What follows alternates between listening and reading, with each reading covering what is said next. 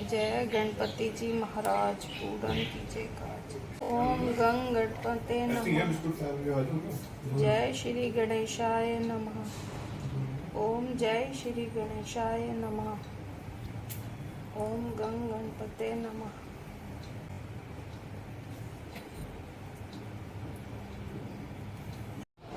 भाद्रपद मास के शुक्ल पक्ष की गणेश चतुर्थी व्रत की कथा। स्मयंतक मणि की कथा। एक बार नैमिषारण्य तीर्थ में शौनक आदि ऋषि सहित 88,000 ऋषियों ने वेद शास्त्र निपुण सूत जी से प्रश्न किया, हे सूत जी महाराज, आप हमें यह बताएं कि शुभ कार्य कैसे बिना किसी बाधा के पूर्ण हो सकते हैं। अपार धन संपदा कैसे मिल सकती है। सौभाग्य में वृद्धि कैसे हो सकती है। पति पत्नी में कलह से बचाव, भाई भाई में परस्पर वैमनस्य और पारिवारिक अलगाव तथा उदासीनता से अनुकूलता कैसे मिल सकती है। धन संपदा में कैसे वृद्धि हो सकती है। शास्त्र मर्मज्ञ एवं विद्वान कैसे बन सकते हैं। वाणिज्य, व्यापार, कृषि, कर्म एवं शासकों को अपने शत्रु पर विजय प्राप्त करने में कैसे सफलता मिल सकती है। किस देवता के पूजन अर्चन से मनुष्यों को अभीष्ट फल की प्राप्ति हो सकती है। हे सूत जी महाराज, इन सब बातों की आप विस्तृत विवेचना कीजिए। सूत जी बोले, हे ऋषियों, प्राचीन काल में जब कौरवों पांडवों की सेना युद्ध के लिए संबद्ध हुई तो उसी समय महाराज युधिष्ठिर ने भगवान श्री कृष्ण जी से पूछा था, हे प्रभु, आप यह बताइए कि हमें निर्विघ्न विजय किस प्रकार मिलेगी। किस देवता की आराधना से हम अभीष्ट सिद्धि प्राप्त कर सकेंगे। श्री कृष्ण जी बोले, हे वीर, पार्वती जी के मैल से उत्पन्न गणेश जी की पूजा कीजिए। उनकी पूजा से आप निश्चित ही विजय प्राप्त करेंगे और अपने राज्य को पा जाएंगे। युधिष्ठिर ने प्रश्न किया, हे देव, आप हमें गणेश पूजन के विधान और इसकी पूजन विधि के विषय में बताएं। किस तिथि को पूजा करने से वे सिद्धि देते हैं। श्री कृष्ण जी कहते हैं कि हे कुंती पुत्र, भादो महीने के शुक्ल पक्ष की चतुर्थी को इनकी पूजा करनी चाहिए, अथवा श्रावण, अगहन या माघ मास की चतुर्थी को भी पूजा की जा सकती है। वे आगे बोले, हे कुंती पुत्र, आप भाद्रपद मास की शुक्ल पक्ष की चतुर्थी से ही गणेश जी की पूजा आरंभ कर दीजिए। व्रती को चाहिए कि प्रातः काल उठकर सफेद तिल से स्नान कर दोपहर को 4 तोले, 2 तोले, 1 तोले या आधा तोले की स्वर्ण प्रतिमा या चांदी की प्रतिमा बनवा ले। यदि ऐसा न कर सके तो मिट्टी की प्रतिमा स्थापित कराकर वर विनाशक और सिद्धि विनाशक गणेश प्रभु का पूजन करें। उसके लिए भाद्रपद मास में शुक्ल पक्ष की चतुर्थी उपयुक्त है। इस दिन इनकी पूजा करने से सभी मनोकामनाएं पूरी होती हैं। इसलिए भूमंडल में इन्हें सिद्धि विनायक कहा जाता है। ध्यान की सिद्धि के लिए एक दंतधारी, सूप जैसे बड़े बड़े कानों वाले, 4 भुजाओं वाले, हाथी जैसे चेहरे वाले, हाथ में पाश एवं अंकुश लिए हुए सिद्धि विनायक का हमें ध्यान करना चाहिए। मन को एकाग्र कर उनका ध्यान करना चाहिए तथा उन्हें पंचामृत से नहलाकर फिर पवित्र जल से स्नान करावें। तदोपरांत श्रद्धा भाव से गणेश प्रभु पर गंध चढ़ाकर फिर आह्वान के बाद पाद्य और अर्घ्य दें। तदंतर उन्हें 2 लाल वस्त्र धारण करवाकर फूल, धूप, दीप और नैवेद्य प्रदान करें। फिर पान में कुछ स्वर्ण रखकर चढ़ावें।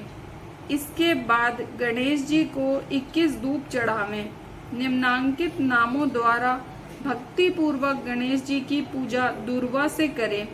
हे विनायक, हे प्रभु नंदन, हे सर्व सिद्ध प्रदाता, हे मूषक वाहक, हे एक दंतधारी, हे कार्तिकेय स्वामी के भ्राता, हे गजानन देव, मैं आपको बारंबार प्रणाम करता हूँ। रोली, पुष्प एवं अक्षत के साथ 2-2 दूब लेकर प्रत्येक नाम का उच्चारण करते हुए अलग अलग नामों से दूब अर्पित करें। हे महाप्रभु, आप मेरे दूब को स्वीकार करें, मैं आपसे प्रार्थना करता हूँ। इसी प्रकार भुना हुआ गेहूं और गुड़ अर्थात गुड़ धनिया महाप्रभु पर चढ़ावें, क्योंकि ये इनके परम प्रिय हैं। इसके बाद शुद्ध घी से निर्मित 21 लड्डू हाथ में लेकर हे कुरुकुल प्रदीप कहकर गणेश जी के आगे रख दें। उनमें से 10 लड्डू ब्राह्मणों को दान कर दें और 10 लड्डू अपने भोजन के निमित्त रख लें।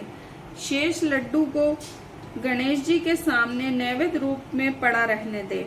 स्वर्ण प्रतिमा भी ब्राह्मणों को दान में दे दे। सभी कर्म करने के बाद अपने इष्ट देव का पूजन करे। तदंतर ब्राह्मण को भोजन कराकर स्वयं भोजन करें। स्मरण रहे कि उस दिन मूंगफली, वनस्पति, बर्रे आदि के तेल का उपयोग न करें। अधोवस्त्र और उत्तरीय वस्त्र के सहित गणेश जी की मूर्ति को संपूर्ण विघ्न निवारण के लिए विद्वान ब्राह्मणों को दान कर दें। हे कुंती पुत्र, इस विधि से गणेश पूजन करने से आप सभी पांडवों को अवश्य ही विजय प्राप्त होगी। यह अकाट्य सत्य है। आचार्य से दीक्षा लेने से पहले वैष्णव लोग गणेश पूजन करते हैं। अकेले गणेश पूजन से ही शिव, विष्णु, पार्वती, दुर्गा, सूर्य आदि सभी देवों के साथ अग्नि आदि देवों का पूजन भी पूर्ण मान लिया जाता है। यह एक संदेहहीन बात है। महाप्रभु गणेश देव के पूजन से चंडिका आदि मात्र गण आदि भी प्रसन्न होते हैं। अतः हे ऋषियों, श्रद्धा भाव से सिद्धि विनायक महाप्रभु गणेश देव का पूजन करने से उनकी कृपा के फलस्वरूप प्राणी मात्र की सभी मनोकामनाएं पूर्ण हो जाती हैं। भाद्रपद माह के शुक्ल पक्ष में आने वाली चतुर्थी का पूजन शिवलोक अर्थात कैलाशपुरी में भी संपन्न हुआ है। इस दिन विधि के अनुसार स्नान, दान, उपवास, गणेश पूजन आदि करने से गणेश जी की अनुकंपा से सर्वाधिक सफल प्राप्त होता है। श्री कृष्ण जी ने अंत में कहा, हे धर्मराज, हे कुंती पुत्र, हे पांडवों के ज्येष्ठ भ्राता, इस दिन चंद्रमा के दर्शन वर्जित हैं, इसीलिए दोपहर में ही पूजन विधिवत कर लेना चाहिए। सिंह राशि की संक्रांति में शुक्ल पक्ष की चतुर्थी तिथि को चंद्र दर्शन करने से चोरी, बलात्कार, हत्या व अन्य दुष्कृत्य करने का झूठा आरोप सहना पड़ सकता है। इसीलिए आज के दिन चंद्र दर्शन नहीं करना चाहिए। यदि दुर्भाग्यवश ऐसा हो जाए तो ऐसा कहें, सिंह ने प्रसन्नजीत को मार डाला है तथा जाम्बवान ने सिंह को यमलोक पहुंचा दिया है। अतः हे पुत्र, रोव नहीं, तुम्हारी समयंतक मणि यह है। समयंतक मणि की कथा। नंदकेश्वर ने कहा, हे सज्जनों, आप लोग दत्तचित होकर ये कथा सुने जो अब मैं आपको कहता हूँ। यह गणेश चतुर्थी भाद्रपद मास की उपवास कथा अति सुफलदायक है। हे सज्जनों, प्रत्येक नर अथवा नारी जो भी यह उपवास करता है वह शीघ्र ही सब दुखों से छुटकारा पा जाते हैं। वे अपने सभी दुष्कर्मों और विघ्नों से भी छुटकारा पा जाते हैं। बियाबान जंगल अथवा दुर्दशाओं में, अदालत संबंधी मामलों में, संपूर्ण कार्यों में सफलता देने वाला यह व्रत संपूर्ण व्रतों में श्रेष्ठ है तथा यह गणेश जी को परम प्रिय है। सनत कुमार जी ने पूछा, हे भगवान, प्राचीन काल में यह व्रत किसने किया था? यह इस मृत्यु लोक में क्यों और किस प्रकार लोकप्रिय हुआ? आप यह सब मुझे विस्तार पूर्वक कहिए। नंदकेश्वर जी बोले, हे सनत कुमार, यह व्रत सर्वप्रथम कृष्ण जी ने किया था। जब उन पर झूठा दोषारोपण हुआ तो उसके शर्मनाथ नारद जी ने उनसे इस व्रत को करने के लिए कहा था।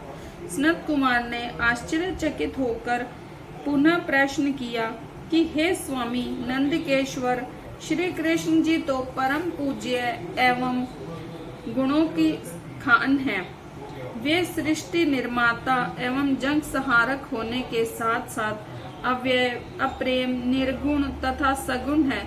ऐसे घटघटवासी भगवान कृष्ण को क्यों कर झूठे दोष का शिकार बनना पड़ा? ये एक बहुत ही चकित कर देने वाला विषय है। हे प्रभु नंदिकेश्वर, आप इस उपाख्यान का वर्णन कीजिए। नंदिकेश्वर बोले, ये सनत कुमार, पृथ्वी को भार मुक्त करने के लिए भगवान विष्णु और बलराम जी ने वसुदेव के पुत्र रूप में अवतार धारण किया। मगध नरेश जरासंध द्वारा अनेक बार आक्रमण करने के कारण श्री कृष्ण ने समुद्र में सुंदर एवं स्वर्ण निर्मित द्वारिकापुरी बनवाई और उसमें अपनी 16,000 रानियों के लिए 16,000 सुंदर महल बनवाए। उन सबके सुखोपयोग के लिए पारिजात के सुंदर पेड़ लगवाए। इसके अतिरिक्त 56 करोड़ यादव वंशियों के लिए भी 56 करोड़ सुंदर भवन बनवाए और अन्य प्रजाजनों के लिए भी महल और भवन बनवाए, जहाँ पर प्रत्येक के निवास के लिए अलग अलग व्यवस्थाएं की गई। वहाँ पर त्रिलोक में पाई जाने वाली प्रत्येक वस्तु का संग्रह करवाया। वहाँ उस द्वारिकापुरी में एक उग्र नामक यादव के सत्रजीत और प्रसन्नजीत 2 पुत्र हुए। सूर्यदेव को प्रसन्न करने के लिए परम प्रतापी सत्रजीत कुमार ने समुद्र तट पर घोर तपस्या आरंभ कर दी। वे निराहार रहकर सूर्य की ओर टकटकी बांधकर आराधना करने लगे। उसकी घोर तपस्या से प्रसन्न हो सूर्यदेव ने वहां साक्षात प्रकट होकर सत्यजीत को दर्शन दिए। सत्रजीत भी अपने आराध्य के दर्शन से बहुत प्रसन्न हुए। सत्रजीत ने उनकी आराधना करते हुए कहा, हे स्वतः प्रकाशवान भगवान सूर्य देव, हे हरिदश, हे काश्यपे, मैं आपको बारंबार नमस्कार करता हूँ।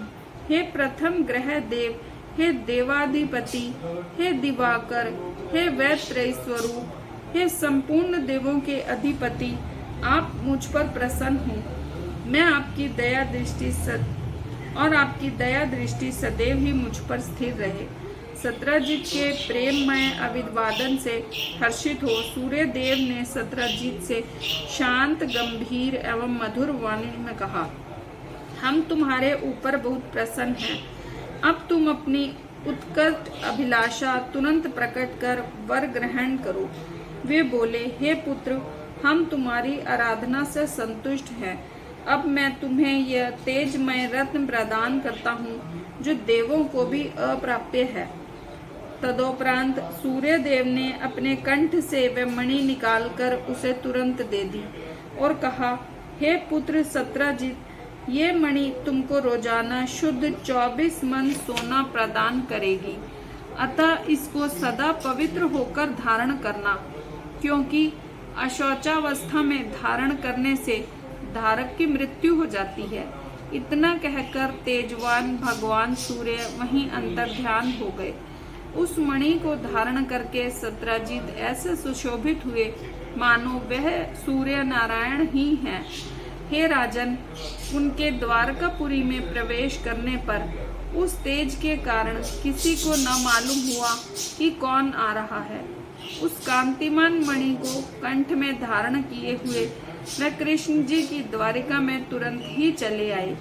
उस मणि की चमक से देखने वालों ने समझा कि साक्षात सूर्य भगवान ही आए हैं। जब लोगों ने समीप आकर स्पष्ट रूप से देखा तो उनकी समझ में आया कि यह सूर्य नहीं है, ये तो सत्रजीत हैं जो कंठ में मणि धारण करने के कारण सुशोभित हो रही हैं। सत्रजीत के कंठ में स्मयंतक मणि को देखकर भगवान कृष्ण का मन लालायित हो उठा, लेकिन उन्होंने उसे लेने की चेष्टा नहीं की। उधर सत्रजीत के मन में संदेह उत्पन्न हो गया कि कहीं कृष्ण जी मुझसे यह मणि मांग न ले। इस शंका से उसने उस मणि को अपने भाई प्रसन्नजीत को दे दिया तथा उसे पवित्र रहकर पहनने के लिए सावधान भी कर दिया। एक समय की बात है कि प्रसन्नजीत वह मणि धारण किए हुए कृष्ण जी के साथ वन में शिकार के लिए गया। अशुचिता के कारण घोड़े पर सवार प्रसन्नजीत को एक शेर ने मार डाला। वह शेर मणि लेकर गुफा में जा रहा था तो उसे जाम्बवान ने अपना शिकार बना लिया। उसने वह मणि गुफा में लाकर अपने पुत्र को दे दी और इधर श्री कृष्ण जी अपने सहयोगी शिकारियों के साथ अपनी नगरी द्वारिका लौट आए। कृष्ण जी जब अकेले ही द्वारिकापुरी लौटे तो नगर वासियों ने अनुमान लगाया कि मणि के लोभ ने कृष्ण जी ने प्रसन्नजीत का वध कर दिया है। लोभी जन तो किसी भी अभीष्ट वस्तु को पाने के लिए किसी का भी वध करवा सकते हैं। ऐसी चर्चा नगर में चारों ओर फैल गई। झूठे दोषारोपण से कृष्ण जी को बहुत दुख हुआ और वे किसी से बिना कुछ कहे सुने लोगों को साथ लेकर अपने नगर से बाहर चले गए। वन में जाकर कृष्ण ने देखा कि एक स्थान पर प्रसन्नजीत द्वारा मृत होकर पड़े हैं। सिंह के पद चिन्हों का अनुसरण करते हुए वहां पहुंचे जहां ऋक्ष ने सिंह को मारा था। रक्त बिंदु के आधार पर कृष्ण जी उसकी गुफा में घुसे। वृक्षराज की गुफा बहुत ही भयंकर थी और उसमें गहन अंधेरा था। अतः प्रजाजनों को गुफा के द्वार पर छोड़कर भगवान कृष्ण अकेले ही उसमें प्रविष्ट हो गए। अपने तेज से अंधकार निवारण करते हुए उस गुफा में 400 कोस तक चले गए। वहां पहुंचने पर उन्होंने रमणीक स्थान और महल को देखा। वहां पर जाम्बवान का पुत्र सुंदर पालने में झूल रहा था और पालने में मणि रत्न लटक रहे थे। कृष्ण भगवान उस मणि को प्राप्त करने के लिए उस पालने के करीब खड़े हो बालक को निहारने लगे। एक अति रूपवती किशोरी उस पालने को झुला रही थी। वह धीरे धीरे मुस्कुरा भी रही थी। कृष्ण उस रूपवती किशोरी को देखकर विस्मित हो गए। वह कमल मुखी बाला उस बालक से धीरे धीरे कह रही थी, हे लाडले, तुम क्यों रो रहे हो? देखो, प्रसन्नजीत को सिंह ने मार डाला और सिंह को हमारे पिताजी ने मारकर यह स्मयंतक मणि तुझे खेलने के लिए ला दी है। कमल नयन श्री कृष्ण को देखकर वह बाला कामातुर होकर धीरे धीरे प्यारी बातें कहने लगी कि आप मेरे पिताजी के आने से पहले ही यहाँ से चले जाएं, अन्यथा आपको उनके कोप का भाजन बनना पड़ेगा। परंतु कृष्ण ने परवाह न करते हुए जैसे ही अपना 5 जन्य शंख नाद किया तो जाम्बवान घबराकर उठ बैठा और उनके पास चला आया। फलस्वरूप भगवान कृष्ण और उनके मध्य मल्ल युद्ध होने लगा। गुफा के अंदर वाले नर आश्चर्य में पड़ गए। वे नारियां इस युद्ध से आतंकित हो चित्कार करने लगी। उधर गुफा के बाहर मुख्य दरवाजे पर खड़े कृष्ण के सहायकों ने काफी समय तक कृष्ण की प्रतीक्षा की और उन्हें युद्ध में मृत जानकर वे सब 7 दिवस बाद द्वारकापुरी लौट गए। उन्होंने द्वारकापुरी पहुंचकर उनका मृतक संस्कार कर डाला। इधर गुफा के भीतर भगवान कृष्ण और ऋषराज में 21 दिनों तक लगातार मल्लयुद्ध होता रहा और भगवान कृष्ण ने जाम्बवान के युद्धोन्माद को क्षीण कर दिया। त्रेता युग की बातों का स्मरण कर जाम्बवान ने भगवान को पहचान लिया। जाम्बवान बोले, हे भगवान कृष्ण, मुझे त्रिलोक में कोई भी देव, दैत्य, यक्ष, नाग, गंधर्व, पिशाच और मरुदगण पराजित नहीं कर सकता और न ही वे लोग मेरे पराक्रम के समक्ष टिक सकते हैं। परंतु आपने मुझ पर विजय प्राप्त कर ली है, अतः आप तो विष्णु के अवतार हैं। अन्य कोई और मुझसा बलवान नहीं हो सकता, अतः मैं आपको साक्षात भगवान मानकर प्रणाम करता हूँ। आप वे महान शक्ति हैं जिनके मात्र कृपा कटाक्ष से ही त्रिभुवन की कोई भी वस्तु पल मात्र में सुलभ हो जाती है तथा आपके किंचित रोष से घड़ियाल, मगरमच्छ आदि भी व्याकुल हो जाती हैं और अतः सागर भी विशुद्ध हो उठता है। उसी सागर ने अपनी धृष्टता के लिए आपसे क्षमा याचना की थी और सेना के लिए मार्ग प्रदान किया था। आपने श्री राम के रूप में अथाह जल सागर पर सेतु की रचना की थी और समुद्र देव को भी मर्यादित रहने का आदेश दिया था। फिर आपने उसी वेश में अपनी भार्या सीता को रावण से मुक्त करवाने के लिए लंकाधिपति सहित उनके पुत्रों, भाइयों और राक्षसों का समूल ही विनाश कर दिया था। हे कृष्ण, आप वही त्रेता युग के धनुर्धारी श्री राम हैं। हे महाराज, जाम्बवान द्वारा अपनी पहचान हो जाने पर यशोदानंदन कृष्ण रक्षराज के मस्तक पर अपना कल्याणकारी हाथ फेरते हुए उससे प्रेम पूर्वक कहने लगे, हे रक्षराज जाम्बवान, ये जो मणि आपके पास है, इसके कारण ही द्वारिकापुरी में मेरे विपरीत दुष्प्रचार हो रहा है और मुझे झूठा कलंक लगा है। अतः उस कलंक से मुक्ति पाने के लिए आप ये मणि मुझे दे दें। केवल इसीलिए ही मैं आपकी इस गुफा में आया हूँ। भगवान की बातें सुनकर जाम्बवान ने पूर्ण हर्षित भाव से वह मणि भगवान कृष्ण को दे दी और प्रसन्नता पूर्वक अपनी कन्या जाम्बवती का विवाह भगवान कृष्ण से कर दिया।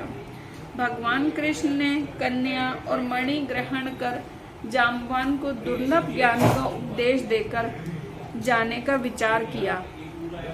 भगवान कृष्ण के जाने से पहले जाम्बवान ने अपनी कन्या का पाणी ग्रहण उनके साथ कर दिया। जाम्बवती के साथ मणि लेकर भगवान प्रसन्न मन से द्वारिका लौट आए। द्वारिका वासियों और उनके परिवार वालों ने जब उन्हें पुनर्जीवित देखा तो उनके हर्ष की सीमा न रही। श्री कृष्ण को धर्म पत्नी के साथ मणि लेकर लौटा देखकर सभी लोग उत्सव मनाने लगे। भगवान कृष्ण अपने मित्रों सहित सुधर्मा सभा अर्थात यादवों की राज्य सभा में आए। वहां उन्होंने मणि के गायब होने और उसकी पुनः प्राप्ति की सारी घटना को कह सुनाया। भगवान कृष्ण ने राज्य सभा में उपस्थित सत्यजीत को अपने पास बुलाकर उसे वह मणि दे दी। इस प्रकार यादव सदस्यों के सामने मणि देकर भगवान श्री कृष्ण झूठे कलंक के दोष से मुक्त हो गए। सत्यजीत ने भी अपनी बुद्धिमत्ता प्रदर्शित करते हुए और अपनी लज्जा निवारणार्थ अपनी पुत्री सत्यभामा का विवाह कृष्ण के साथ कर दिया। इसके बाद शतधन्वा, अक्रूर आदि दूषित हृदय वाले यादव सत्यजीत से मणि प्राप्त करने के लिए शत्रुता करने लगे। एक बार की बात है, भगवान कृष्ण जब कहीं कुछ कार्यवश गए हुए थे तो उनकी अनुपस्थिति में दुष्ट शतधन्वा ने सत्यजीत की हत्या करके मणि पर कब्जा कर लिया। श्री कृष्ण के लौटने पर सत्यभामा ने सब वृतांत कृष्ण को बताया और शतधन्वा आपके प्रति भी वैर भाव मन में रखता है और आपको कलुषित हृदय वाला कहता है। तब कृष्ण ने अपने भ्राता बलराम को बताया कि शतधन्वा ने सत्यजीत का वध कर दिया है। वह दुष्ट मणि धारण करने योग्य नहीं है, अतः उसके पलायन कर जाने से पहले ही हमें वह मणि प्राप्त कर लेनी चाहिए। यह बात जब शतधन्वा को मालूम हुई तो कृष्ण के डर से शतधन्वा ने वह मणि अक्रूर को दे दी। मणि देने के पश्चात वह एक घोड़ी पर आरूढ़ होकर दक्षिण दिशा की ओर भाग गया। इधर रथारूढ़ होकर बलराम और श्री कृष्ण उसका पीछा करने लगे। 100 कोस आगे भाग जाने पर कृष्ण ने पहले से उसकी घोड़ी मार डाली। तब वह पैदल ही भागा। श्री कृष्ण ने दौड़ाकर उसे पकड़ लिया और उसका वध कर दिया, परंतु वह मणि उसके पास नहीं मिली।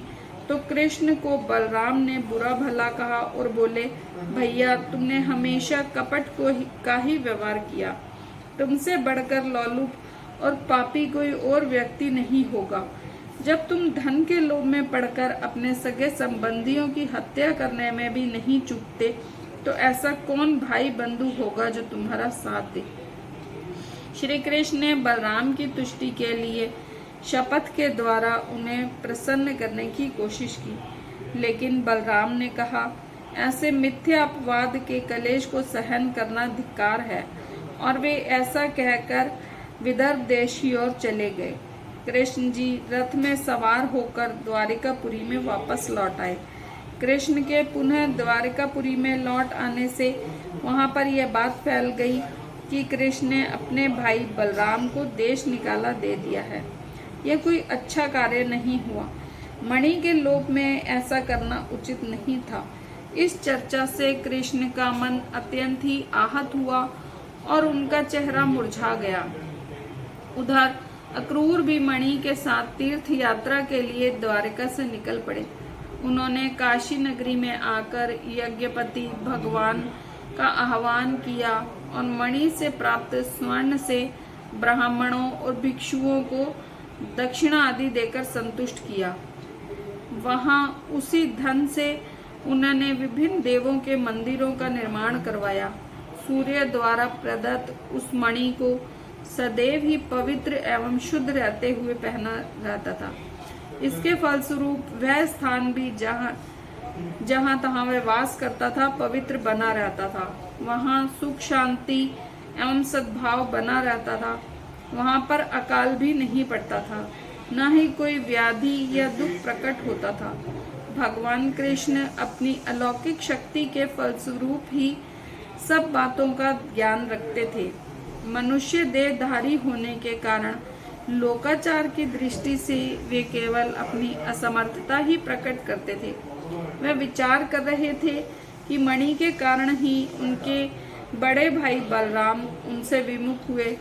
वह उन पर अनेक प्रकार से दोषारोपण भी किया। अतः इतना कलंक कहाँ तक सहा जाए। वे अपने महल में चिंतावस्था में बैठे ही थे कि तभी वहां नारद मुनि का आगमन हुआ। भगवान द्वारा अभ्यर्थित होकर आसन पर सुखपूर्वक बैठकर मुनि नारद ने पूछा कि हे भगवान, आप उदास क्यों दिखाई पड़ रहे हैं? आप किस चिंता में पड़े हुए हैं? हे केशव, आप सब मुझसे कहिए। श्री कृष्ण जी ने कहा कि हे देव ऋषि नारद, मुझे स्वजनों से ही बार बार कलंक व अपमान का दुख होने से मानसिक क्लेश सता रहा है। इस कारण मुझे अत्यंत पश्चाताप है। मैं आपकी शरण में हूँ, अब मुझे चिंता रहित कीजिए।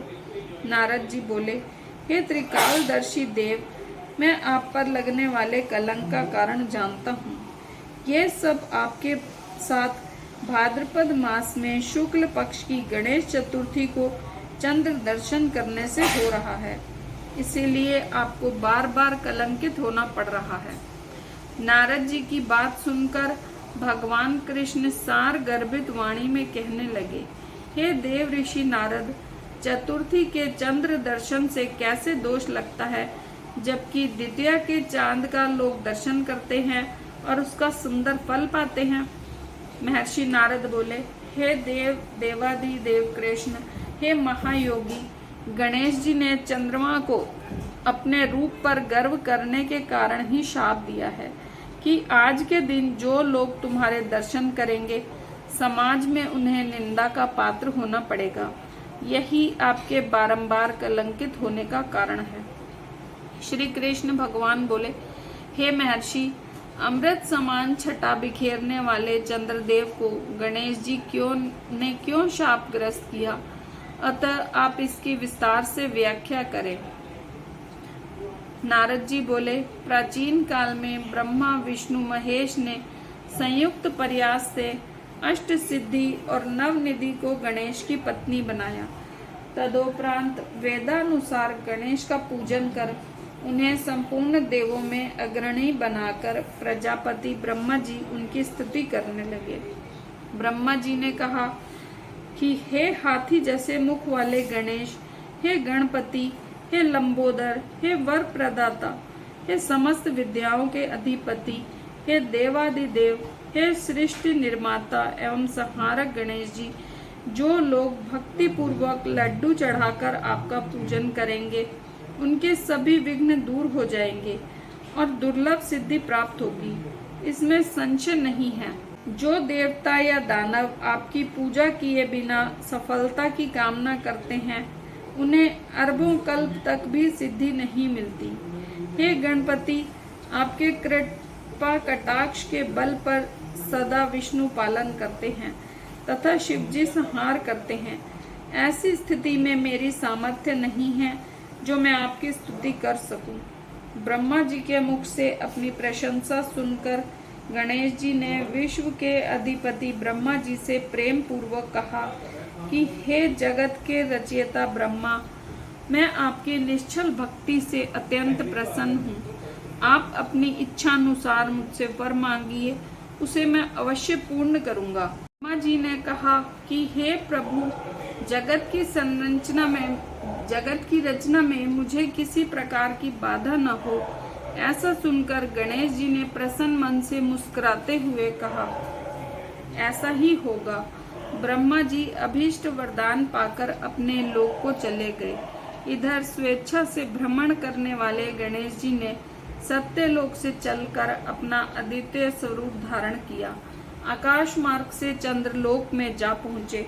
भूपशाली चंद्रमा गणेश जी के अव्यवस्थित और हास्यपद स्वरूप, जैसे हाथी की सूंड वाला मुख और सूप जैसे कान, लंबे दांत, भारी भरकम तोंदीला पेट और चूहे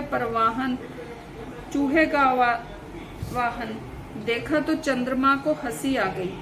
चंद्रमा के हंसने से गणेश जी कुपित हो गए। उनकी आंखें क्रोध से लाल हो गईं। उन्होंने चंद्रमा को शाप देते हुए कहा, हे चंद्र, तुम दर्प से भरे थे, पर मेरे साथ ऐसा अशोभनीय व्यवहार कर रहे हो। आज से शुक्ल चतुर्थी के दिन जो कोई व्यक्ति आपको देख लेगा, वह अवश्य ही अपने स्वजनों द्वारा कलंकित किया जाएगा। नारद जी कहते हैं कि हे कृष्ण जी, ऐसा अभिष्ट शाप सुनकर सारे विश्व में, समस्त चराचर में, जल थल पृथ्वी पर हाहाकार फैल गया। इधर चंद्रदेव का मुख मलिन हो गया और वे जल में प्रविष्ट हो गए। तभी से जल में चंद्रमा का स्थायी निवास बन गया। उधर समस्त देवता, ऋषि और गंधर्वों को बड़ी निराशा हुई और वे सब दुखी होकर देवराज इंद्र के साथ मिलकर जगत पिता ब्रह्मा के आवास पर जा पहुँचे और उन्होंने चंद्रमा के साथ घटी घटना का बढ़ चढ़कर वर्णन किया और बताया, चंद्रमा अब गणेश द्वारा शापित हो गए हैं। कुछ सोचकर ब्रह्मा जी बोले, हे देवाधिपति इंद्र व अन्य देवगणों, गणेश जी की वाणी अकाट्य है, अर्थात उनके द्वारा दिए गए शाप को स्वयं शिव भी नहीं काट सकते। मैं स्वयं भी चंद्रमा को दोष मुक्त नहीं कर सकता हूँ। अब आप केवल गणेश जी की ही शरण में जाएं, वहीं उसकी मुक्ति का कोई उपाय सुझा सकते हैं। देवताओं ने कहा, जगत पिता, हे अति बुद्धिशाली, हे प्रभु, किस उपाय से गणेश जी प्रसन्न होकर वर देंगे, आप उसी उपाय को बताइए। ब्रह्मा जी ने कहा, हे देवों, आप सभी गणेश चतुर्थी को उपवास एवं रात्रि में पूजन करें और उन्हें लड्डू, पूरी और मिष्ठान का भोग लगाएं। ब्राह्मणों को स्वर्ण प्रतिमा भी दान स्वरूप दें तथा शक्ति अनुसार ब्राह्मणों को दान दक्षिणा भी दें। धन रहते हुए कृपणता नहीं करनी चाहिए।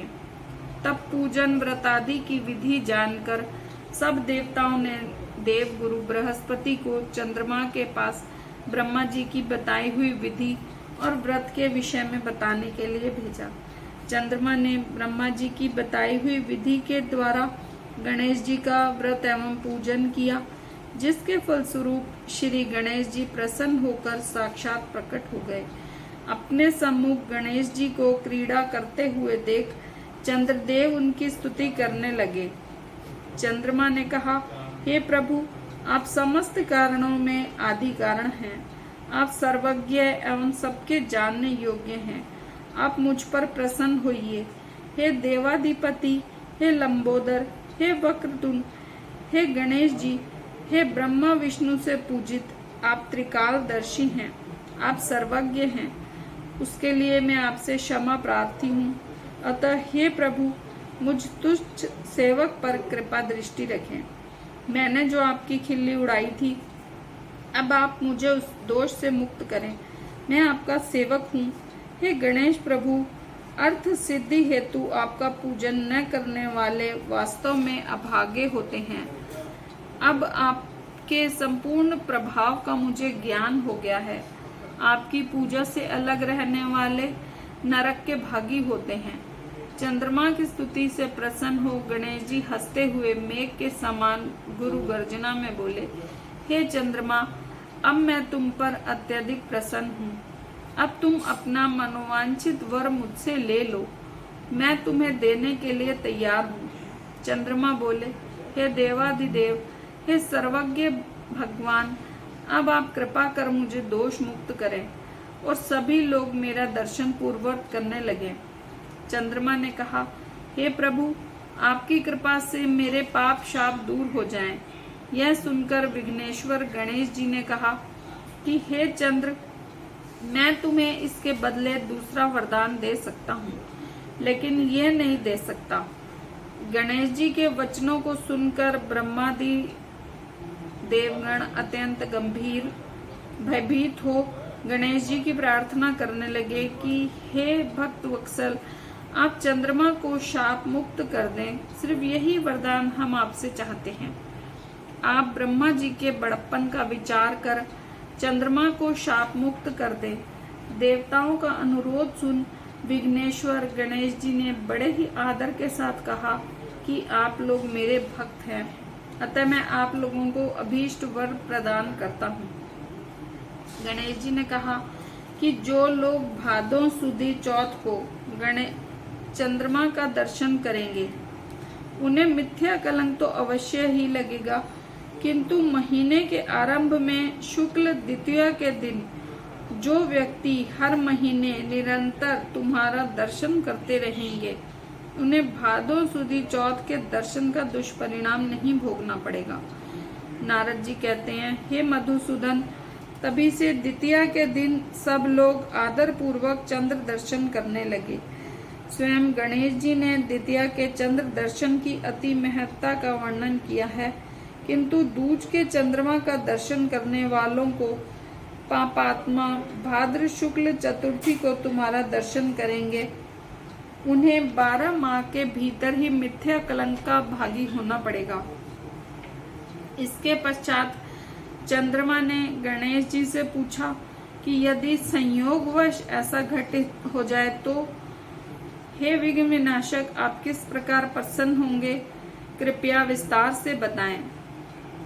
देवाधिपति गणेश जी बोले, कृष्ण पक्ष की प्रत्येक चतुर्थी को जो लोग मेरा पूजन लड्डू का भोग लगाकर करेंगे और विधि पूर्वक रोहिणी के साथ तुम्हारी पूजा करेंगे, और जो लोग भक्ति पूर्वक मेरी स्वर्ण प्रतिमा का पूजन करके कथा सुनेंगे और ब्राह्मणों को भोजन कराकर उन्हें यथाशक्ति दान देंगे, तो निस्संदेह मैं सदैव उनके कष्टों का निवारण करता रहूंगा। यदि स्वर्ण प्रतिमा निर्मित कराने की क्षमता न हो तो मिट्टी की प्रतिमा का सुगंधित फूलों से मेरी पूजा करें। फिर प्रसन्न मन से ब्राह्मणों को भोजन कराकर भक्ति पूर्वक पूजन के बाद कथा सुनकर वर्णित द्वारा ब्राह्मण को समर्पण करें। हे देवाधिपति गणेश जी, आप हमारे इस दान से प्रसन्न होइए और सदैव सभी समय हे देव, आप समस्त कार्यों को निर्विघ्न पूरा करें। आप मान सम्मान, उन्नति, धन, वैभव, पुत्र पौत्र आदि देते रहें। हमारे वंश में विद्वान और आपके भक्त पुत्र उत्पन्न होते रहें। फिर ब्राह्मणों को भोजन उपरांत दक्षिणा देकर विदा करें। खाद्य पदार्थों में केवल मीठी वस्तुएं जैसे लड्डू, मालपुआ, खीर आदि ही ब्राह्मणों को खिलाएं और स्वयं इच्छानुसार भोजन करें तथा इस प्रकार व्रत रहकर पूजन करें, तो मैं सदा उनके सभी कार्य निर्विघ्न पूरा करूंगा, धन धान्य और विपुल संतति देता रहूंगा। इस प्रकार कहकर सिद्धि विनायक गणेश जी अंतर्ध्यान हो गए। नारद जी ने कहा कि हे कृष्ण जी, आप भी श्रद्धा पूर्वक इस व्रत को कीजिए, आपका कलंक छूट जाएगा। तब नारद जी ने आदेशानुसार भगवान कृष्ण अनुष्ठान किया, जिसके करने से श्री कृष्ण कलंक से मुक्त हो गए। अंत में महर्षि नारद ने कृष्ण से कहा, हे योगी पुरुष, हे राधा वल्लभ, हे यदुवंशी रक्षक एवं प्राणी मात्र के कल्याण करता, त्रिलोक में जो भी प्राणी स्मयंतक मणि का उपाख्यान को पूर्ण मनोयोग से सुनेगा, वह उपवास तथा पूजन करेगा, वह प्राणी चंद्र दर्शन दोष से भी मुक्त हो प्रत्येक प्रकार के शारीरिक एवं मानसिक संताप से मुक्ति पा सफल जीवन व्यतीत करेगा। गलती या भूल से भी इस अवसर पर चंद्र दर्शन हो जाए तो उसके निमित्त इस कथा का श्रवण, पठन और उपवास तथा पूजन अवश्य करना चाहिए। देवताओं ने भी ऐसा कहा है कि कृष्ण जी ने भी गणेश की आराधना करके व्रत और पूजन से उन्हें प्रसन्न किया है। अतः प्राणी मात्र को यह दुख विनाशक एवं हर्षदायी कथा अवश्य ही पढ़नी अथवा सुननी चाहिए। संकटावस्था में गणेश चतुर्थी का उपवास एवं पूजन करने से हर नर अथवा नारी के सभी मनोरथ सिद्ध होते हैं। दुख भंजक गणेश की उपासना से संसार के समस्त पदार्थ अनायास ही प्राप्त हो जाते हैं। ये एक निश्चित एवं सुखमय तथ्य है। जय गणपति जी महाराज।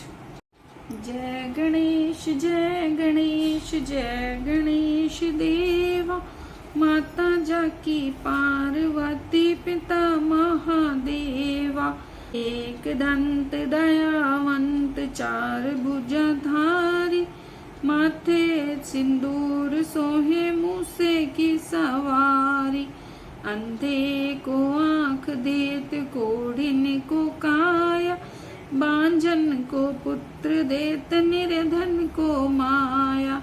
जय गणेश जय गणेश जय गणेश देवा, माता जाकी पार्वती पिता महादेवा, पान चढ़े फूल चढ़े और चढ़े मेवा, सूर शाम शरण आए सफल कीजे सेवा।